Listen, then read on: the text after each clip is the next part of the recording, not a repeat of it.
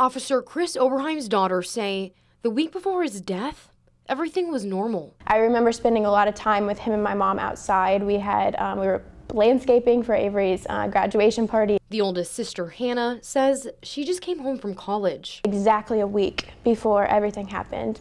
Avery was about to graduate high school. After her final softball game, she distinctly remembers choosing to ride home with her dad instead of piling onto the team's bus with her friends. For some reason, I don't know what just made me, I was like, no, wait, don't go. I want to ride home with you. And the twins, Addison and Aubrey, were finishing up their year in 8th grade. Hanging out and going out to eat. Last thing that we did, just us, was probably going on our daily drive. We love to go on drives and jam out to music. But that following Wednesday, everything changed. Amber says she got a loud knock on her door. Behind was an officer telling her that her husband had been shot. I sat up very confused in bed, and she just looked at me and she said, "Dad was shot. Dad was shot. Dad was shot," over and over. And I was just like, and she's like, "I don't know what to do." She's like, "I came down here first because you're the oldest." Avery was the next sister to be alerted of the situation. She'd been sound asleep when she heard her mom open the door. She said, "Avery, come downstairs. I need you to be strong for your sisters. Dad's been hurt."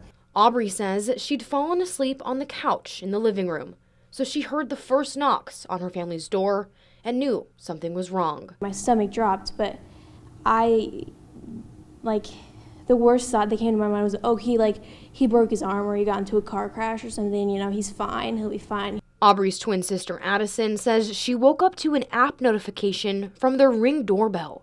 When she opened her phone, she saw a man at the door.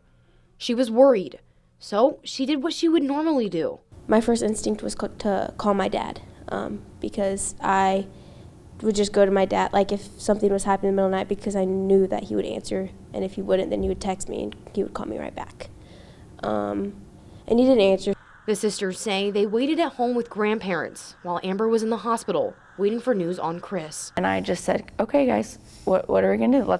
Let's pray." I said, let's pray. I mean, we can't do anything, but we can sit here and we can pray. Amber came home a few hours later without their father. The girls say they knew immediately it was not good. Just kind of felt like a knife to the heart.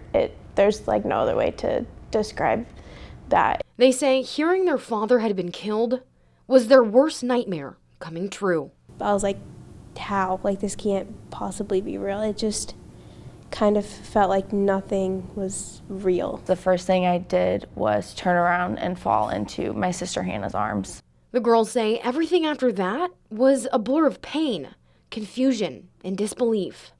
The week was supposed to be joyous, celebrating Avery's high school graduation with a party with family and friends. He spent a lot of time perfecting the lawn and all of the landscaping before that. But it couldn't have been further from the graduation celebration the Oberheims planned.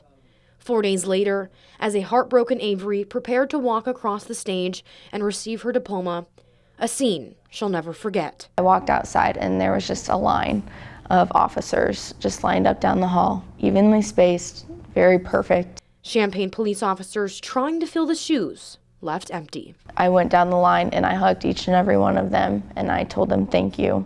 The overwhelming support didn't stop there.